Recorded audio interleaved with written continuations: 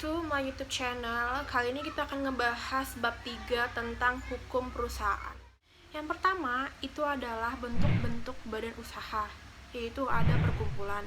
Perkumpulan dalam arti luas adalah induk atau bentuk asal dari segala bentuk persekutuan bergerak dalam dunia bisnis atau dunia usaha. Contohnya nih kayak firma, CV, PT, terus tuh ada perserikatan perdata dan lain-lainnya. Untuk dominan perkumpulan yang dapat ditemukan dalam setiap bentuk persekutuan yang didirikan untuk menjalankan perusahaan itu ada 5, yaitu adanya kepentingan bersama, adanya kehendak bersama, adanya tujuan bersama, dan adanya kerjasama.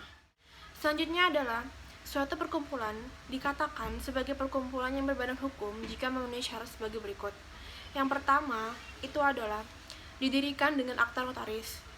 Akta pendirian tersebut didaftarkan melalui Pengadilan Tinggi Negeri setempat untuk mendapat pengesahan dari Menteri Hukum dan Perundang-undangan. Setelah mendapat pengesahan dari Menteri Hukum dan Perundang-undangan, didaftarkan dalam lembar negara RI untuk diumumkan.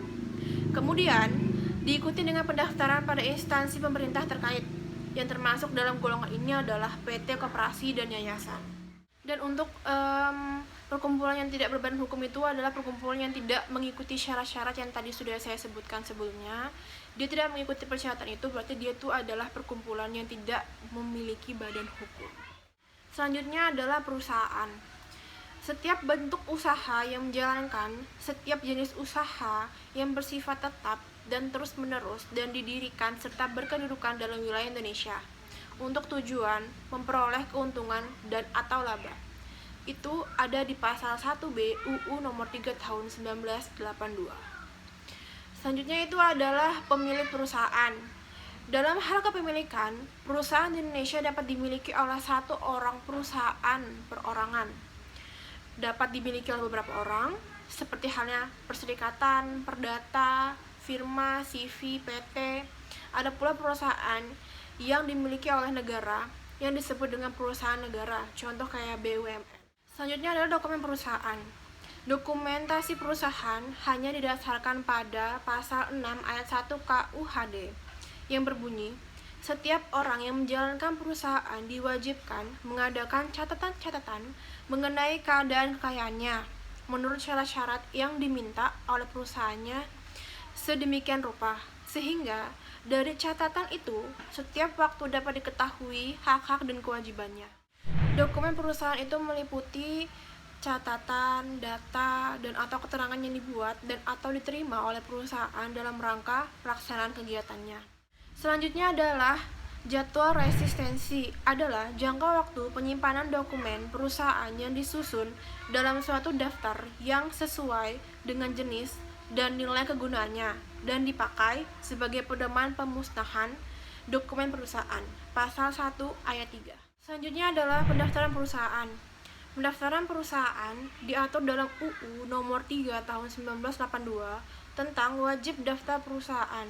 Pengertian daftar perusahaan dijelaskan dalam pasal 1A, yakni daftar catatan resmi yang diadakan menurut atau berdasarkan ketentuan undang-undang ini dan atau peraturan-peraturan pelaksanaannya, dan memuat hal-hal yang wajib didaftarkan oleh setiap perusahaan. Disahkan oleh pejabat yang berwenang dari kantor pendaftaran perusahaan. Ada juga yang dikecualikan dari kewajiban daftar perusahaan, yaitu ada setiap perusahaan negara yang berbentuk perjan atau perusahaan jawata. Yang kedua, setiap perusahaan kecil perorangan yang dijalankan oleh pribadi, pengusahanya sendiri atau dengan memperkerjakan hanya anggota keluarga, serta untuk memerlukan atau mementingkan dirinya sendiri tidak merupakan suatu badan hukum atau suatu persekutuan.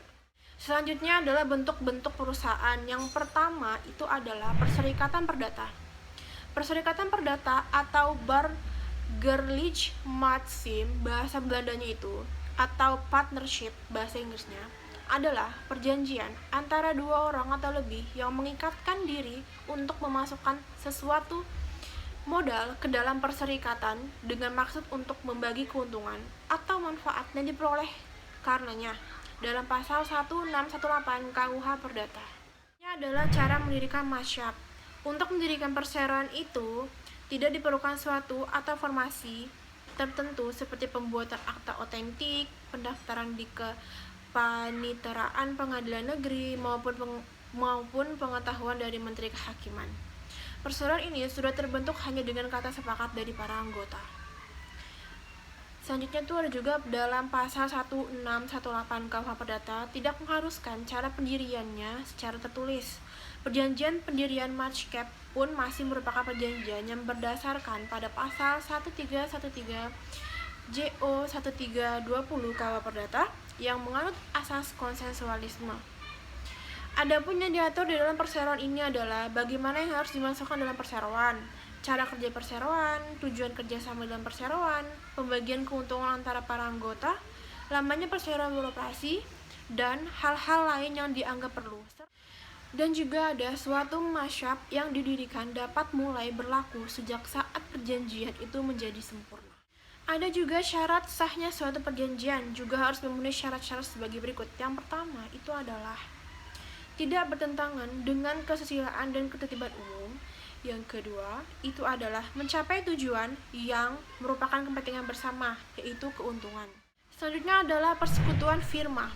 Firma disebut juga partnership dalam bahasa Inggris atau Vennootschap onder firma, bahasa Belandanya, adalah tiap-tiap perserikatan perdata yang didirikan untuk menjalankan perusahaan dengan nama bersama dalam pasal 16 KUHD.